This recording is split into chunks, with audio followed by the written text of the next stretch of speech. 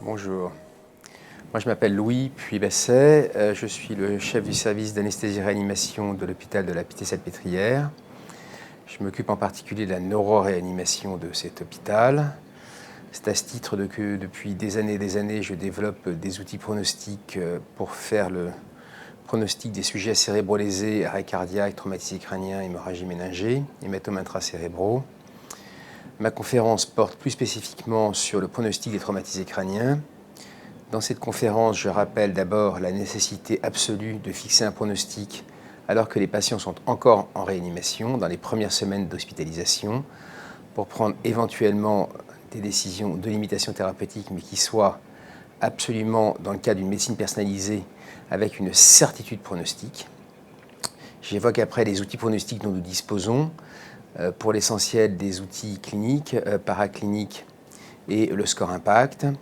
Je décris comment ces outils, en particulier le score impact, ne sont plus fonctionnels si l'on s'adresse spécifiquement à la population de patients non répondante à J7, c'est-à-dire si on enlève des deux extrêmes les patients qui vont mourir rapidement et les patients qui vont se réveiller rapidement. Après ça, j'aborde la question de l'utilisation de l'IRM dite quantitative, donc le changement de paradigme d'une IRM morphologique vers une IRM quantitative avec l'introduction du tenseur de diffusion.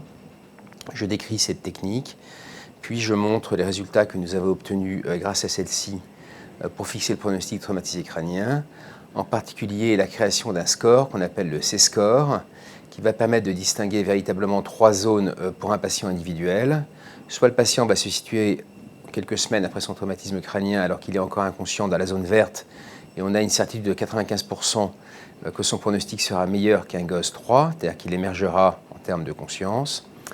Soit le patient sera localisé dans la zone rouge et on a une certitude à plus de 95% que le patient aura un mauvais pronostic, il terminera soit végétatif, soit post-relationnel.